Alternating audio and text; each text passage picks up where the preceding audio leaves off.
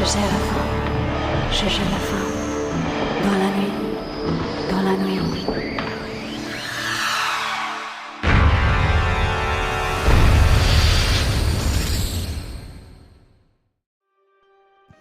Sean todos muy bienvenidos.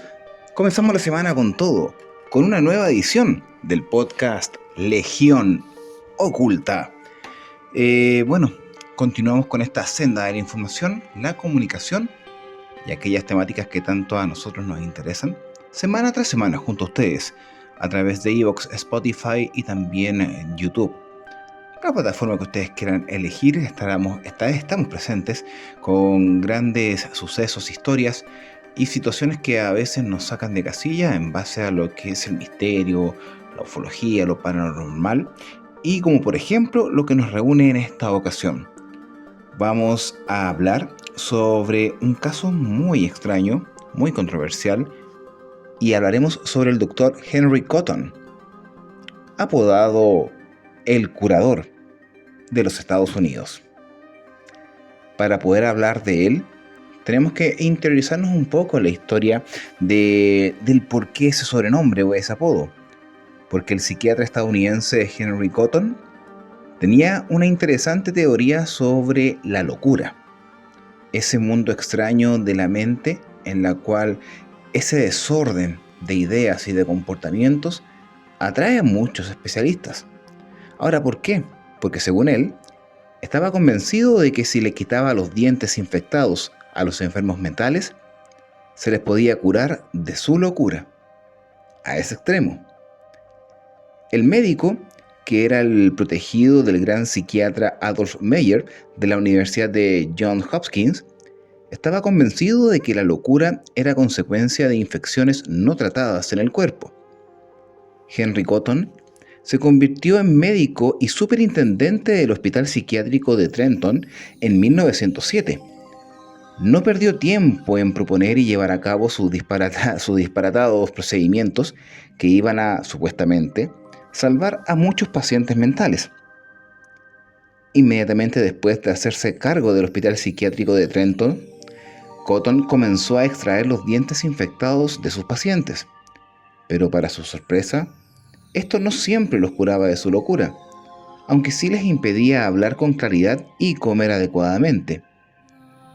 Sin inmutarse, Cotton concluyó que la razón por la que sus operaciones no siempre tenían éxito era que la infección se había extendido demasiado, y en este caso era necesario extirpar otras partes del cuerpo infectadas, incluidas las amígdalas, el estómago, la vesícula biliar, los testículos, los ovarios y el colon, según lo que afirmaba el Dr. Henry Cotton. Este doctor informó que había logrado curar al 85% de sus pacientes, pero naturalmente sus colegas quedaron impresionados y ansiosos por adoptar sus métodos, la cirugía al estilo Cotton, porque se estaba considerando la mejor práctica en base a esa teoría que él explicaba. Los padres de niños con problemas mentales estaban ansiosos por conseguir un lugar en la apretada agenda del doctor. Y si eso no era posible, insistían en que sus propios médicos replicaran las cirugías del Dr. Henry. Henry Cotton era ahora un hombre famoso, reconocido tanto en Estados Unidos como en Europa, por su tratamiento radical y supuestamente exitoso en base a la curación de la locura. Sin embargo, a medida que Henry Cotton seguía realizando sus extrañas cirugías, la tasa de mortalidad de sus pacientes iba aumentando. En un momento dado, 1 de cada 3 pacientes moría tras someterse al tratamiento de Cotton. ya que muchos pacientes del manicomio reconocieron el peligro de las operaciones de Cotton y se negaron a bajar al quirófano, por lo que fueron arrastrados hasta allí resistiéndose y gritando. Con una tasa de mortalidad del 30%, Cotton reconoció el riesgo, pero afirmó que la mayoría de los pacientes que murieron ya estaban en malas condiciones físicas. Afortunadamente, no todos habían caído bajo el hechizo de Henry Cotton. Algunos psiquiatras se mostraban escépticos ante sus operaciones y además sugirieron acusaciones de que maltrataba a sus pacientes. Aún así, Cotton logró apaciguar a sus críticos, ya que en una ocasión Cotton reemplazó a todos sus enfermeros por enfermeros y así evitó la condena. En 1910, el New York Times escribió lo siguiente: naturalmente, los hombres son demasiado bruscos para los pacientes, y a estos no les entusiasma tanto la presencia de enfermeras. ¿Por qué? Porque anteriormente yo mencioné que había cambiado a enfermeros por enfermeros, y en realidad son enfermeras. O sea, varones por mujeres. Más que nada por la brusquedad que los hombres en sí por naturaleza tienen, y la presencia femenina, que era un poco más acaecida para los pacientes, creía que la presencia de ellas era un alivio para la mente enferma. No fue hasta 1924 que se inició una investigación adecuada sobre los métodos de Henry Cotton, dirigida por la doctora Phyllis Greenacre, otra ex alumna de Meyer.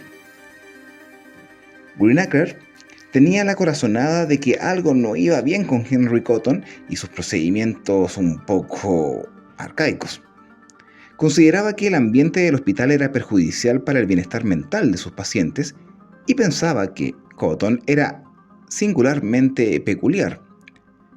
Los pacientes también perturbaban a Greenacre. Le llevó un tiempo darse cuenta de que esto se debía a que la mayoría de los pacientes de Cotton no tenían dientes.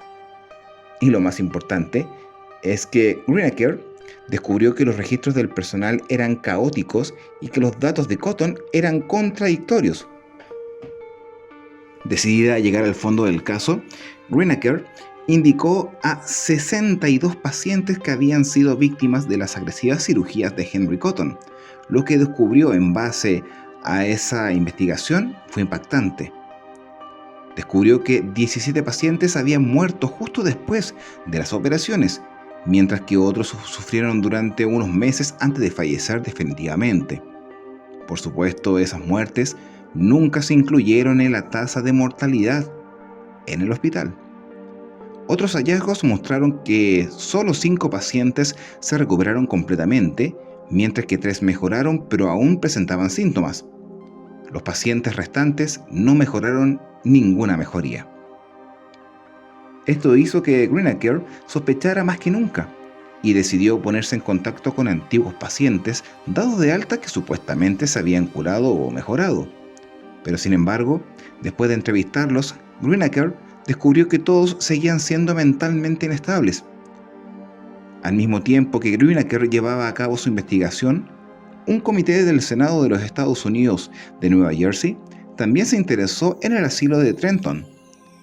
Resultó que Cotton no era tan popular como antes, y dijeron lo siguiente: un desfile de empleados descontentos, expacientes malintencionados y sus familias, que testifican con detalles condenatorios sobre brutalidad, cirugías forzadas y chapuceras, debilidad y muerte.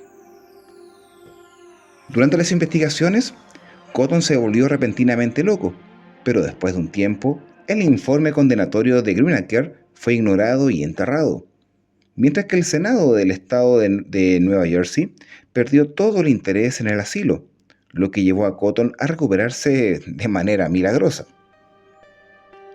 Al parecer, su locura se debía a unos dientes infectados.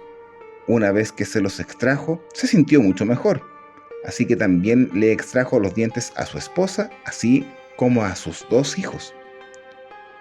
Inmediatamente, los tratamientos de locura de Cotton volvieron a ser demandados.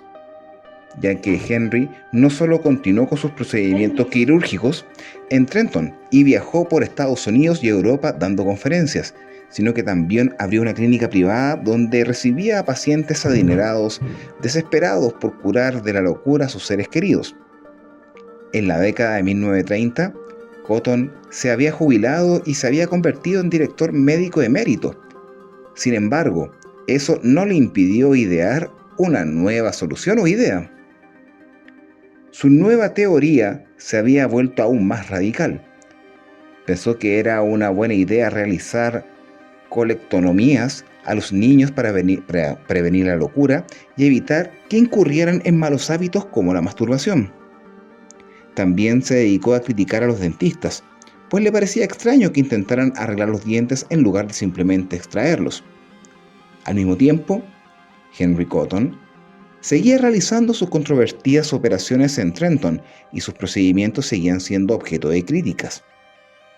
A principios de los años 30, la junta directiva del hospital inició una investigación que estuvo a cargo del director del Departamento de Instituciones y Agencias de Nueva Jersey.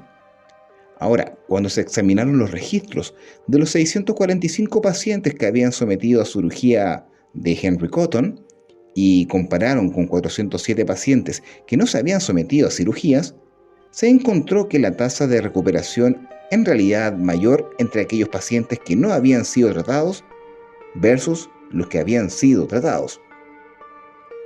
Naturalmente, Henry Cotton y sus partidarios lucharon ferozmente contra las acusaciones de que sus procedimientos quirúrgicos eran nocivos. Sin embargo, por sorpresa de todos, en medio de esta última lucha, Cotton murió de un ataque cardíaco en 1933.